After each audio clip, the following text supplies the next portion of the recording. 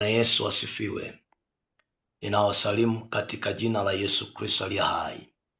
Karibu katika kipindi hiki cha mafundisho ya neno la Mungu na maombi. Na somo ambalo tutakuwa nalo kwa dakika chache lina kichwa kinachosema nguvu ya baraka za Mungu. Nguvu ya baraka za Mungu. Kitabu cha Mathayo ile sura ya 6 mstari wa 31, Biblia inasema, bali utafuteni kwanza ufalme wake na haki yake, na hayo yote mtazidishiwa. Bali utafuteni kwanza ufalme wake na haki yake, na hayo yote mtazidishiwa. Bwana Yesu asifiwe. Nataka uelewe, mtu wa Mungu, tunapozungumza juu ya baraka za Mungu, tunazungumza juu ya nguvu ya kiroho. Baraka ni nguvu ya Mungu iwezeshayo kupata matokeo. Ni nguvu ya kiungu iwezeshayo kupata matokeo. Maandiko tuliyoyasoma hapa, Mungu anasema utafuteni kwanza ufalme wa Mungu na haki yake, na hayo yote mtazidishiwa. Na hayo yote mtazidishiwa. Nataka ujue jambo hili, mtu wa Mungu. Kuna namna 3 tofauti za kutafuta na kupata. Kuna watu wanatafuta kwa nguvu zao, na kuna watu wanatafuta kwa nguvu za giza, na wako watu wanatafuta kwa nguvu za Mungu.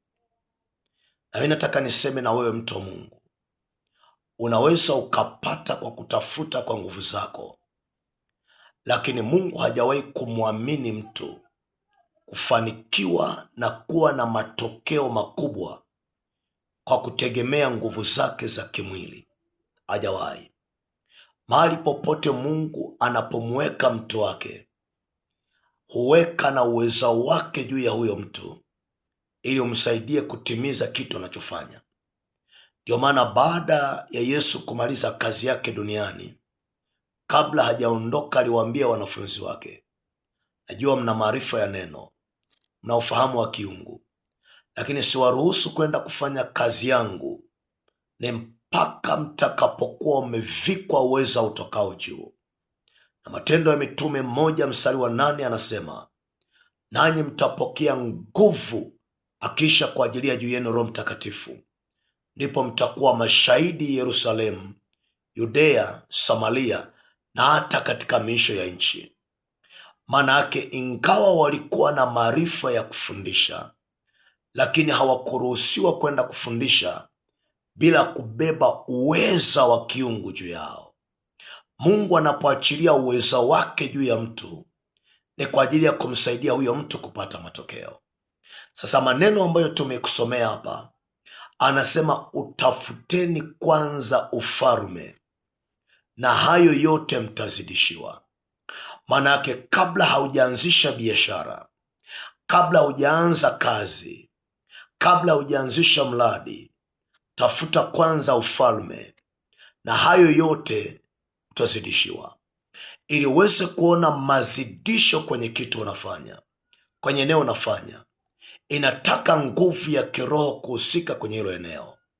Inataka mkono wa Mungu uhusike kwenye hiyo kazi, ndio utaona matokeo na mazidisho kwenye hilo eneo. Watu wa giza wana ufahamu mkubwa sana juu ya hivi vitu. Wao hawawezi wakaanzisha biashara zao bila kutafuta nguvu fulani ya kiroho. Wao hawawezi kuanzisha mradi wa kuku, mradi wa ng'ombe, mradi wowote ule bila kutafuta kwanza msaada fulani wa kiroho. Hawawezi kwenda kwenye siasa bila kutafuta nguvu fulani ya kiroho ya kuwasapoti kwenye hilo eneo.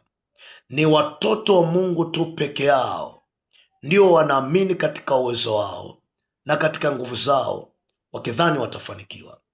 Mtu wa Mungu, nimekuja kukueleza jambo hili. Kati ya nguvu inayotofautisha maisha ya watu ni nguvu ya baraka ya Mungu.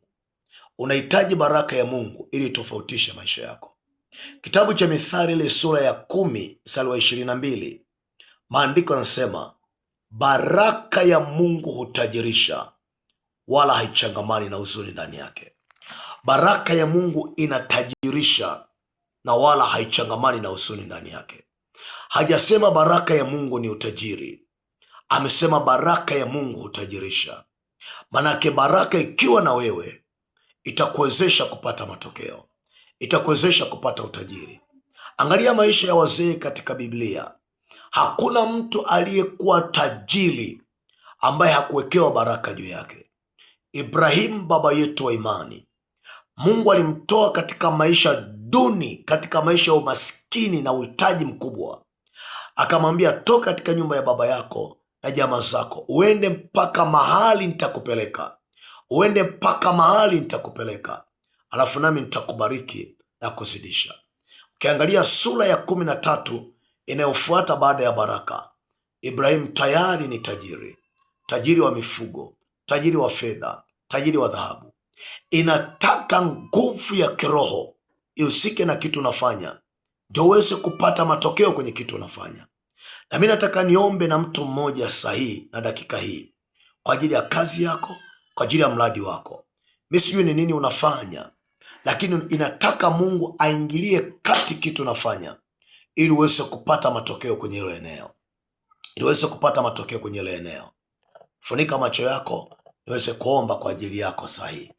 Baba, katika jina la Yesu Kristo aliye hai, nasimama kwa ajili ya mtoto wako huyu na mtumishi wako huyu, mahali popote pale alipo, anaposikiliza dakika hii na wakati huu, na iachilia neema yako na nguvu yako ya kiungu na nguvu yako ya baraka juu ya maisha yake. Ulimsemesha Musa ukasema, hivi ndivyo mtakavyoketisha baraka juu ya watoto wangu, kwa kutamka baraka juu yao. Baba, na uketisha baraka wako juu ya mtoto wako huyu. Baraka ya kiuchumi na iweka juu ya maisha yake kuanzia leo, na maisha yako yafunguke kuanzia dakika hii. Malango yako ya biashara ya kufungukie kuanzia dakika hii. Uchumi wako kufungukie kuanzia dakika hii.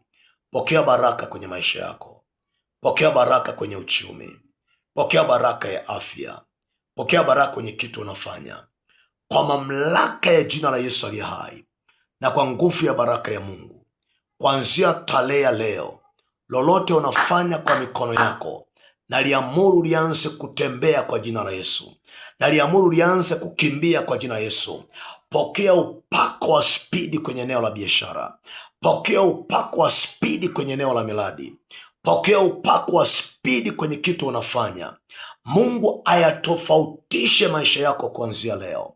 Mungu ayatofautishe maisha yako kuanzia tarehe ya leo, katika jina la Yesu Kristo aliye hai, katika jina la Yesu Kristo aliye hai, katika jina la Yesu Kristo aliye hai, katika jina la Yesu Kristo aliye hai.